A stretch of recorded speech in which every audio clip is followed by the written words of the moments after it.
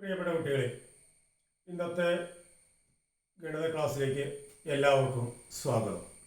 ഇന്ന് നമ്മൾ 9ാം ക്ലാസ്സിലെ രണ്ടാമത്തെ ചാപ്റ്ററിന്റെ 4ാമത്തെ വീഡിയോയിലേക്കാണ് പോകുന്നത്. ഇതാ ഒരു ചോദ്യമാണ്, നോക്കിയോളൂ. What is the area of the square in the picture? What is the length of it side? ഒരു സ്ക്വയർ ഉണ്ട് ഇവിടെ. What is the area of this square? We need to find out. This is a right triangle with the base 1.5, hypotenuse 3.5. Base 1.5 ആണ്, hypotenuse 3.5 ആണ്. What is the area of this square? എന്ന് പറയുമ്പോൾ we need to find out the square of this side. And this is a right triangle. Square of this side is equal to hypotenuse square minus base square. കാരണം base square plus altitude square ആണ് hypotenuse square.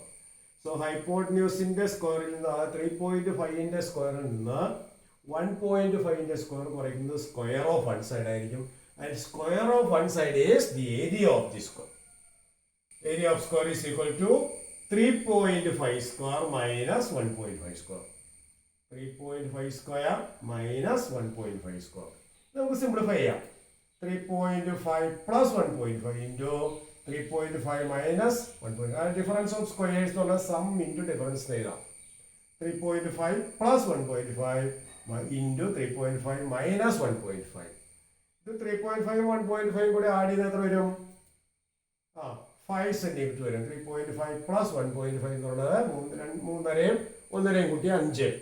3.5 1.5 കുറച്ച് 2. അപ്പോൾ 5 into 2 എന്ന് കിട്ടും. That is 10 centimetre square ആണ് ഈ സ്ക്വയറിന്റെ area. The given square, ഈ ഗ്രീൻ കളറിൽ കൊടുത്തിരിക്കുന്ന സ്ക്വയറിന്റെ ഏരിയ 10 സെന്റിമീറ്റർ സ്ക്വയർ ആണ്.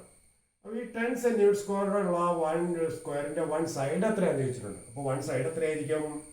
One side is equal to ഇതിന്റെ റൂട്ട് എടുത്ത റൂട്ട് 10 സെന്റിമീറ്റർ ആണ് ഈ സ്ക്വയറിന്റെ വൺ സൈഡ്. അപ്പോൾ ഈ side is equal to root 10 centimetre. അപ്പോൾ ക്ലിയർ ആയല്ലോ.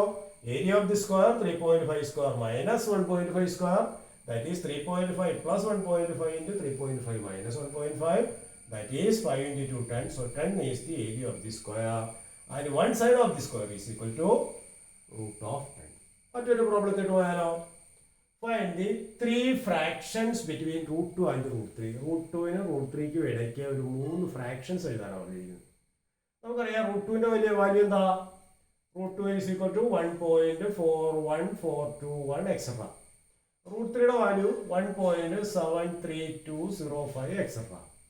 അപ്പോൾ നമുക്ക് ഈ രണ്ട് നമ്പറിന് ഇടയ്ക്കുള്ള രണ്ട് ഫ്രാക്ഷൻസ് എഴുതാൻ പറഞ്ഞാൽ ഈ 1.4നേക്കാൾ മുകളിലും 1.41നേക്കാൾ അത് 1.4 1.5 എടുക്കാം. 1.7ന് താഴെ അല്ലെങ്കിൽ 1.73ക്ക് താഴെ. അപ്പോൾ 1.4നേക്കാൾ വലുതാണ് 1.5. ഇപ്പോൾ 1.5 ഇതിന് രണ്ടിനും ഇടയ്ക്കാണ്. അതുപോലെ 1.6 ഇതിന് രണ്ടിനും ഇടയ്ക്കാണ്.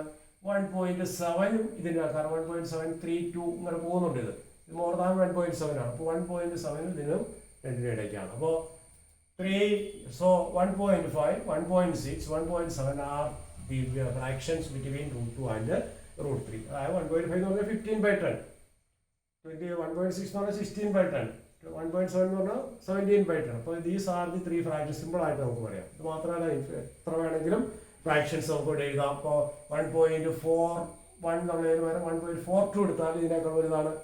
റൂട്ട് 2നേക്കാൾ വലിയ ഫ്രാക്ഷനാണ് 1.42. അപ്പോൾ 1.43 1.44 1.45 1.46 അങ്ങനെ നമുക്ക് 1.7 വരെ എഴുതാൻ പറ്റും. 1.73 വരെ എഴുതാൻ പറ്റും. അപ്പോൾ ഇതൊക്കെ ഇതിനിടയ്ക്കുള്ള ഫ്രാക്ഷൻസ് ആണ്. അപ്പോൾ ഈ പറഞ്ഞ 1.42 1.43 1.44 etc. are fractions between root 2 and root 3. We are asked to find out only 3 fractions. So this is the answer. 1.5 1.6 1.7. അപ്പോൾ നമുക്ക് എത്ര ഫ്രാക്ഷൻ വേണമെങ്കിൽ എഴുതാം. അപ്പോൾ നമ്മളോട് ചോദിച്ചിരുന്നത് 3 ഫ്രാക്ഷൻ ആണ്. അപ്പോൾ എല്ലാവർക്കും മനസ്സിലായെന്ന് വിചാരിക്കുന്നു. Thank you.